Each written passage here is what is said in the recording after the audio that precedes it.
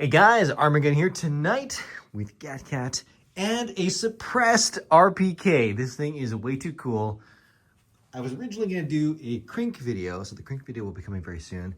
But then I wanted to put this presser on it, and then I realized it doesn't actually fit on the crank. But then I was like, okay, well, can I put this on that's going to be super cool? And I realized it's the RPK. So let's do the video on the RPK, because suppressed RPKs don't come along every day, so we should appreciate this one. So we'll give her a comparison, we'll weigh it, we'll measure it, whisper pickle of death intact, and I'll go through the controls, the ergonomics, ASMR, the most satisfying element of this thing, as well as the secret sauce. What makes the suppressed RPK extra spicy? And the YouTube moderators, this is a 29 round mag, so chill. Question of the day that we'll answer later is, would you take this, the suppressed RPK, or crank? As per usual, it is crap hits the fan scenario. You're out and about, equal opportunity to ammo. Gat is struggling, but Gat always makes it. I would help him, but my hands are full. You go, boy. You go. Get up there. Get up there. Yeah, you know you want it. There we go. Wow. Look at the grace. The finesse. Oh, so, crap hits the fan scenario, equal opportunity, whether you've got 545 or 762. But on this one, you get a suppressor. On that one, you just get the little shorty boy. Long boy suppressed or convenient and compact. I'll give you my answer at the end. Okay, 5.8 kilos, 12.8 pounds. And that is suppressed with an empty 29 round mag. Just for YouTube. We are very long. Wow, look at that.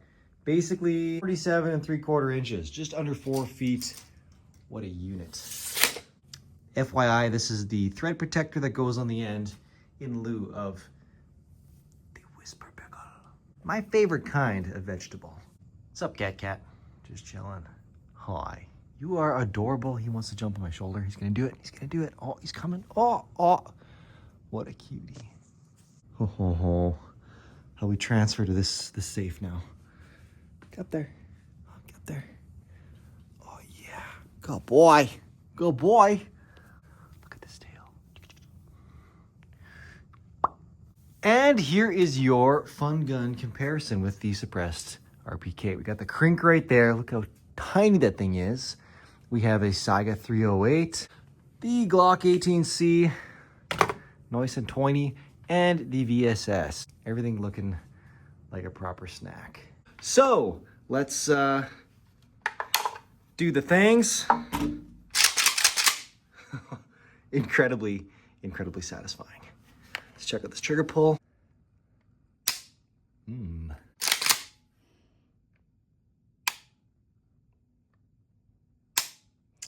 Not really discernible break.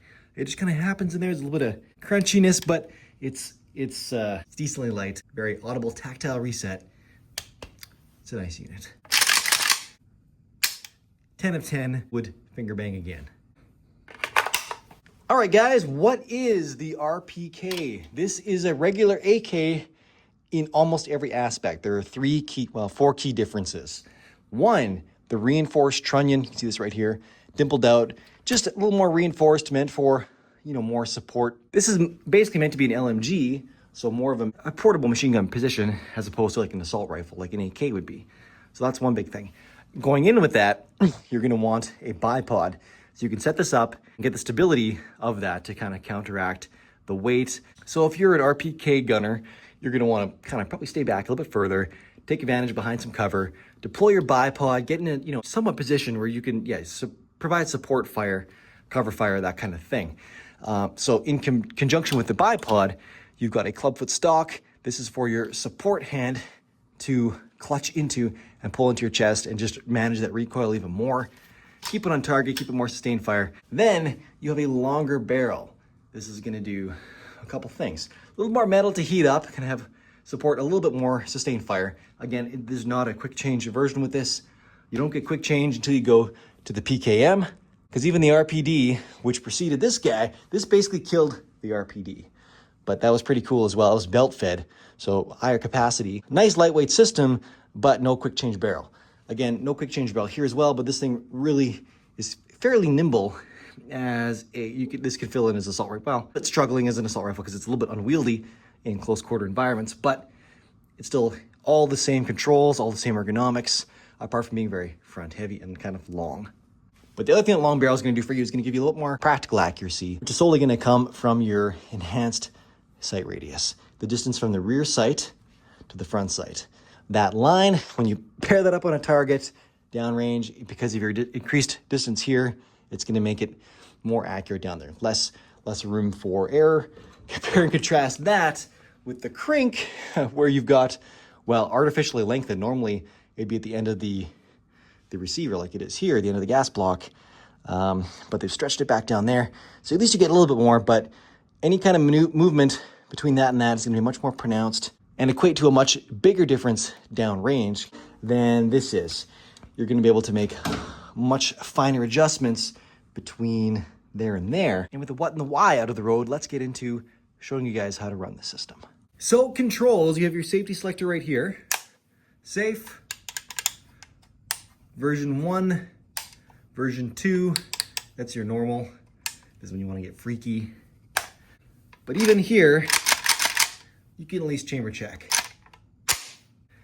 Nothing on the opposite side. This is just a general AK, guys. So very, very familiar. Here are your sights.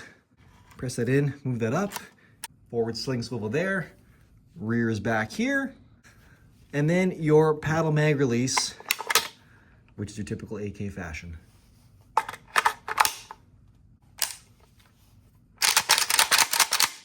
Deploying the bipod is pretty simple. Got a clasp right here. Pop that off. It's gonna spread open. You gotta bring it back together though. And there's a magic spot somewhere in here where you can kind of in between and move it down to deploy it. And there you go. Now, ergonomics wise, this thing is very long. That is the narwhal tusk in the room. The balance is also a bit of an issue. The balance point is gonna be right about here. So not super great. You're definitely feeling that in your support hand holding this thing. So if you're gonna try and train this on a target or something for an enhanced period of time, freehand, that's really gonna weigh you down. I can tell you have a beautifully long sight radius from here to here. That is wonderful. Look at that. Now, you definitely feel that extra weight on the end of the barrel. It does want to bring it down. This is heavy to begin with because it is a long barrel, but you do still have a bipod up here. Again, very lightweight, very utilitarian design, but still, this is a bit of a chonky unit, and it does add some weight right there on the end where it provides maximum leverage against, you shouldering the gun. And you can get further out here and prop it up with this, avoiding burning yourself on the barrel.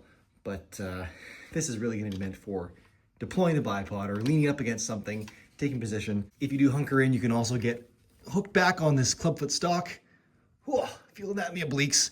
To give yourself a little bit of extra stability if you're pulling this into your shoulder when this thing is resting on something or on the bipod. Not like it currently is. Here's a standard AK for comparison's sake. You guys can see the difference in the barrel length and the practical accuracy that lends oneself. Comparing your rear sight with your front sight post, that's a pretty good difference. That's really gonna help you line up those shots with the irons and be much more accurate, at least to practical distances. Otherwise, apart again from that reinforced front trunnion there, right there, these are pretty identical between the handguards, the receivers. Not a lot going different. The grips, pretty standard AK affair. Your balance point is basically there, right at the place where you hold the front grip. So that's going to be working against it. You definitely do feel, I feel that, just holding this gun. So now again, at 12.5 pounds, this thing isn't really that unreasonable. You can still run around with it. This is going to be comparable to, fully decked out 308 semi-automatic. But you got the suppressor on there. It's, it's cool. It's easy to use. It's super utilitarian. It's super rugged and reliable. This thing, you can tell, has already seen some stuff. I do feel like I'm going to want to hunker down or find something sturdy to lean this against at any opportunity I possibly can. Yes, I could tuck this guy in my shoulder and pop off a few. It's just front heavy and long. So those are going to be the things to overcome. All right, the ASMR review. This thing is an AK, so I think there's only one thing that could be sexy and satisfying about it. In this particular case, this one's kind of all battle worn up and it's a nice smooth worn in action. So it's gorgeous. Even though it's not a milled receiver, the milled ones are like gabagoo level of ASMR. I don't know if that makes sense, but to me it makes sense. But yeah, this is a well worn in, very nice one. And the secret sauce, at least of this setup, I think of the RPK in general, it's this sight radius. It's just so long, really good to make it practical in wide open environments. That's gonna be quite nice. And then you combine that with the PBS1, and now you have a way of reducing your signature, not necessarily giving away your position when you're in a wide open position, likely somewhere holed up. So I think that's the secret sauce of this combination. And it's actually, I think, pretty cool. Question of the day. Which one am I taking? Holy man, that is a difference. Look at that little guy versus this big stick. Man, I got to cop out and give you two different answers here. They're very different, but they have very contrasting and overlapping benefits and drawbacks. If there was a two-man crew, give one of each. You're going to be covered in most scenarios. For me, I'm going to say, where am I going to be? Urban environment, door to door, this thing. Anywhere out in the hills that I've got just more landscape I'm dealing with and less, close hand things, I'm going to go with this. Or if you're a rooftop type of guy, I guess, I don't know. This is really cool. It's going to preserve your position better in a big, wide open environment where you're more of a target. If you're spotted, that's going to be my answer. Anyways, with that, GatCat and I are going to sign off. If you want to support the channel, hit us up on Patreon or grab yourself some Boom Diggity merch because it's the Boom Diggity. Thanks for being here. See you next time. We're going to talk about that big unit right there, and it'll be awesome, and we'll follow it with a whole bunch more. Boom Diggity merch.